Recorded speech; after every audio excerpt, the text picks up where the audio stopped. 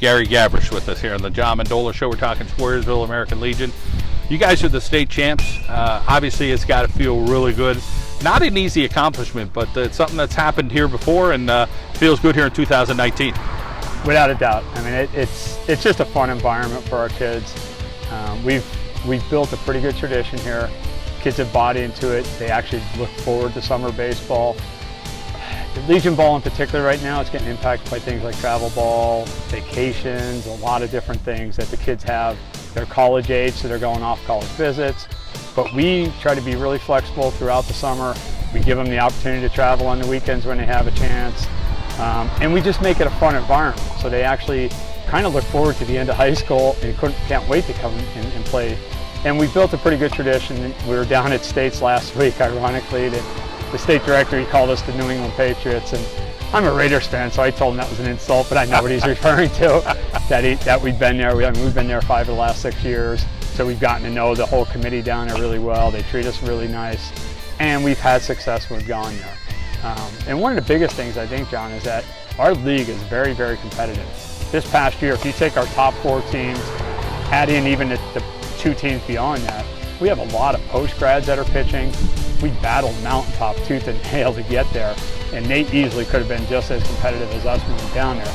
So you go through the grinder during the season. We are Region 5, Mountaintop, Pittston, Nanticoke. Over the years, we've had the tradition here of winning Region 5 and being a representative states for a long time now. It's very rare for our region not to come out and go to states.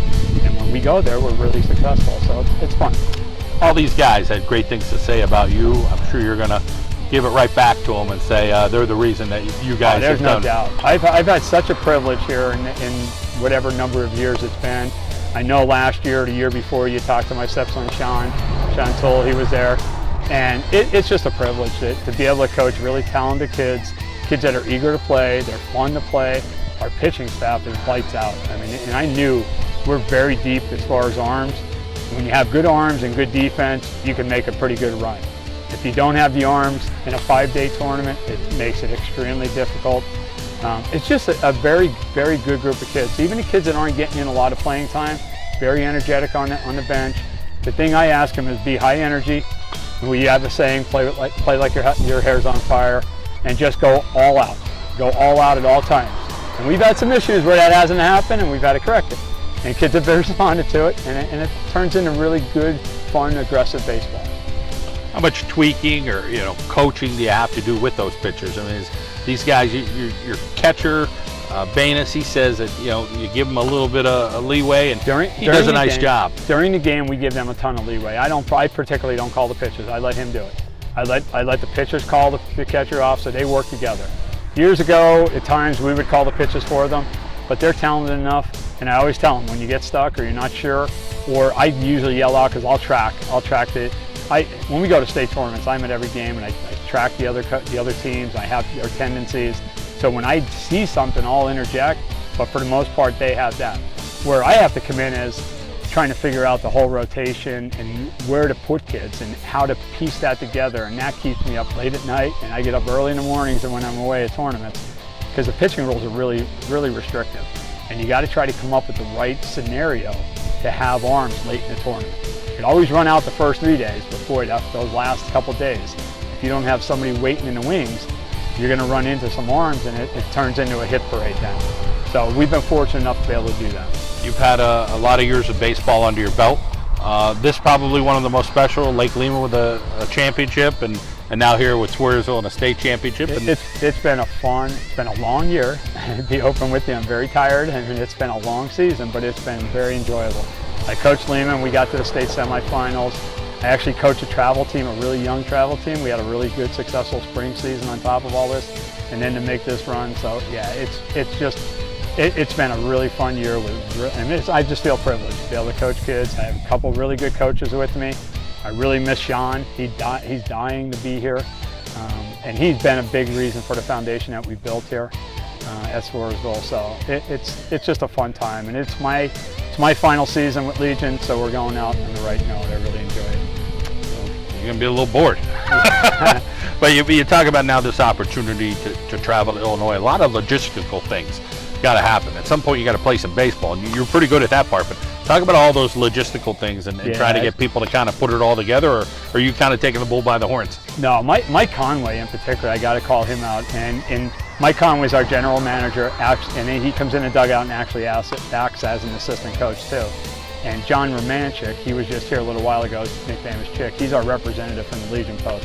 The Legion Post has gone over backwards to support us here at Post 644, so I got to really give a call out to them. Mike handles a lot of the logistics. That was kind of our agreement going into the season. I told him, I'll definitely come back to coach, just you try to handle as much of the other stuff. I just want to coach the baseball aspect. And he's really run with that. It's been interesting, just this scenario for Illinois. They were debating whether to fly us or drive us.